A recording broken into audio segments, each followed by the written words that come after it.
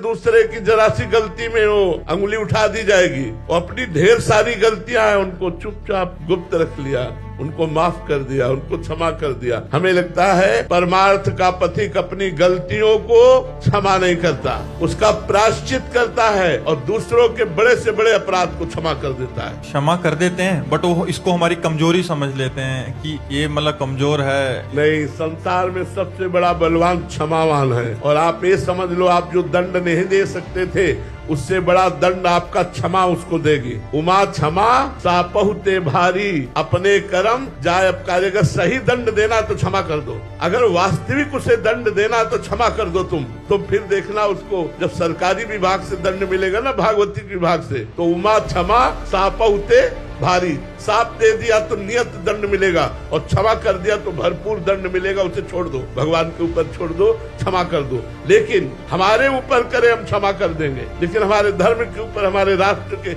इसलिए बोले कि हर जगह क्षमा ही नहीं काम करती, कहीं कहीं क्षमा बड़ी निंदनीय होती है। अब कोई किसी बहन बेटी को छेड़ रहा है, आप वहाँ से क्षमा करके चले जाओगे? कोई अत्याचार कर रहा है किसी गरीब पर, किसी निर्बल पर, आप वहाँ क्षमा करके चले जाओगे? नहीं, वहाँ चाहे हमें प्राण चले जाए, हम वहाँ क्षमा नहीं करेंगे, उसकी रक्षा करेंगे। ये बात ध्यान रखनी।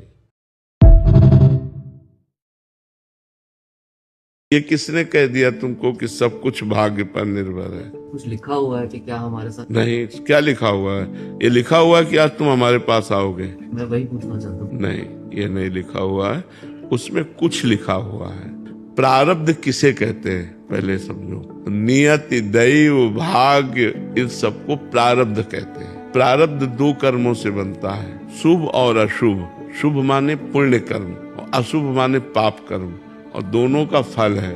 शुभ का फल है सफलता, विजय, अनुकूलता, विविध सामग्री, भोग सामग्री, और अशुभ का फल है हार, असफलता, विपत्ति, दुख, रोग, संकट, नाना प्रकार का। ये दो चीजें केवल लिखी हुई है। अब आप आज नया कर्म, दान कर रहे हो, पुण्य कर रहे हो, तीर्थयाटन कर रहे हो, भजन, ये आपके ऊपर है। मैंने नाम जब शुरू किया अभी 15 दिन पहले, तो मेरे भाग्य में लिखा था कि मैं 15 दिन नहीं, ये नहीं लिखा था, ये नहीं लिखा था। 15 दिन पहले से आपने भजन शुरू किया, ये भगवान की कृपा और आपका प्रयास। तो ये भाग्य में नहीं लिखा, ये नवीन कर्म है, ये आपका नवीन कर्म, नया कर्म है।